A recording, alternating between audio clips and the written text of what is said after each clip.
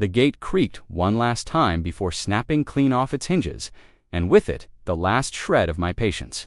For weeks, a certain neighborsome one who always made sure I knew I didn't belong here had been barreling through my ranch gate like she owned the place. At first, I told myself to ignore it. Maybe it was just an accident. Maybe it wouldn't happen again. But it did. Again and again. And each time, the message was clear. My land, my heritage, my rights didn't matter to her. What she didn't know was that I wasn't about to stay silent or defenseless. I inherited the ranch from my grandfather, a man who had worked every inch of this land with his bare hands. It wasn't just property, it was family history, a legacy of survival, and a quiet reminder that we belonged here. No matter how many times outsiders tried to tell us otherwise, the rolling fields stretched for miles, fenced off with sturdy wooden posts, and at the entrance stood the heavy ranch gatemen to protect the land, the livestock, and the people who lived here. For a long time, life on the ranch had been peaceful, though not free of judgment. Being one of the few families of color in the area, my presence always seemed to stir discomfort among certain neighbors.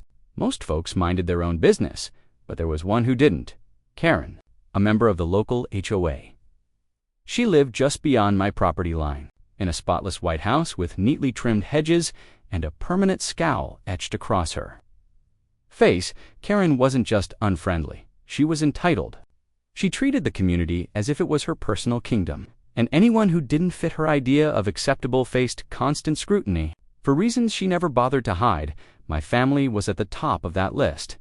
At first, her complaints were small noise, the color of our barn, even the way we parked our truck.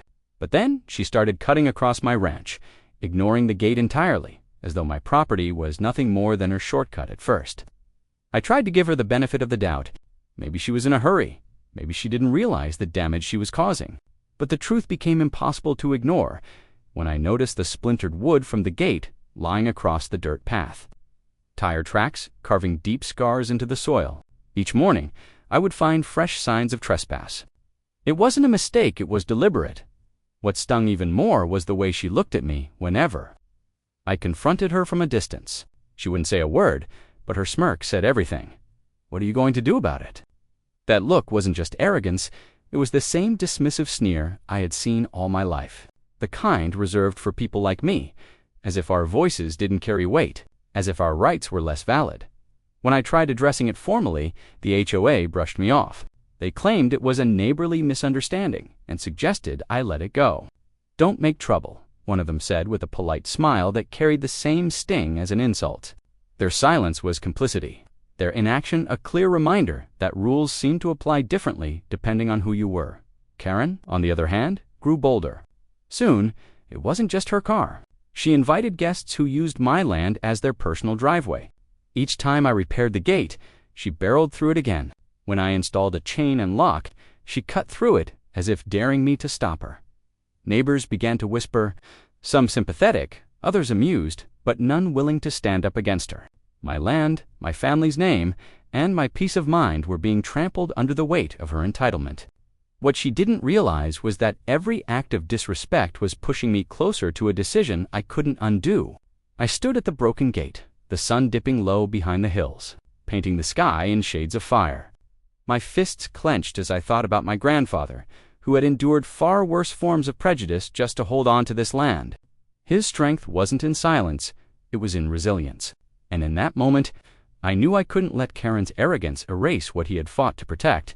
If the HOA wouldn't defend my rights, then I would. I didn't want revenge. I wanted respect, boundaries, an acknowledgement that my land mattered as much as anyone else's. But respect wouldn't come by asking politely. That night, under the cover of darkness, I began planning. I wasn't going to confront her with anger or fists. Instead, I would set a trap, one she would never see coming. The plan was simple, but effective. I reinforced the ranch gate with steel beams hidden beneath the wooden frame, making it look weathered and fragile like before.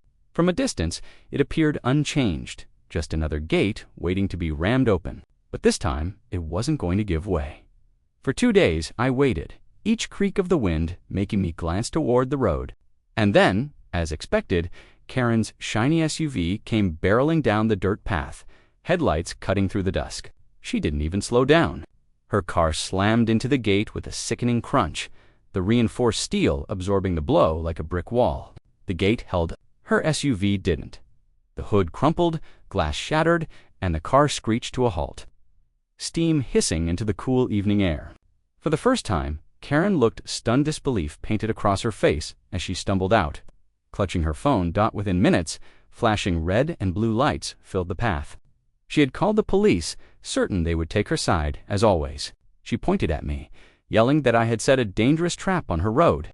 But the truth was undeniable. The land records, the boundary markers, the broken remains of my repeatedly destroyed gate told the real story. The officers listened, inspected the damage, and then turned to her. The shift in their tone was unmistakable. Instead of demanding answers from me, they asked for her license, her insurance, and an explanation for why she had been trespassing. Her voice cracked with outrage. But for once, outrage wasn't enough to protect her. The car she had treated like a battering ram was hooked to a tow truck, hauled away as she stood red-faced and furious. And I, standing by the same gate she had mocked for weeks, felt the weight of vindication settle over me for the first time. The balance had shifted when the tow truck pulled away, leaving Karen shouting into the dust. I felt something I hadn't felt in months. Peace.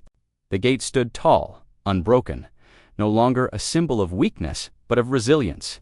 For once, my land was respected, not trampled. Word of what happened spread quickly. Some neighbors quietly applauded, finally admitting they had grown tired of her antics too. Others avoided the subject altogether, unwilling to confront their own silence in the face of her behavior. The HOA, suddenly concerned about liability, sent me a formal letter apologizing for their oversight. But their words felt hollow, an afterthought only delivered once the damage could no longer be ignored. For me, the real victory wasn't just that Karen's SUV had been hauled away or that she finally faced accountability, was the reminder that silence in the face of disrespect only invites more of it. Too often, people like her believe that entitlement gives them the right to decide who belongs and who doesn't. And too often, those of us on the receiving end are told to stay quiet, to keep the peace, to endure. But my grandfather hadn't endured for me to stay silent. He had fought, sacrificed, and protected this land so that I could stand firm when others tried to erase me. By defending the gate, I wasn't just protecting wood and steel, I was protecting dignity, legacy, and the right to exist without being diminished. Karen eventually replaced her car, but she never again tried to drive through my property. Whether it was the fear of another confrontation or the sting of public embarrassment, I'll never know. What I do know is that she finally learned there were boundaries she couldn't bulldoze, no matter how much authority she thought she had. And maybe that's the real lesson here. Respect isn't optional, and when it's denied, it must be demanded.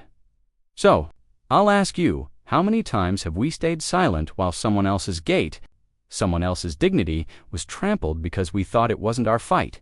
Because if we don't stand up for what's ours, someone like Karen will always be waiting to take it.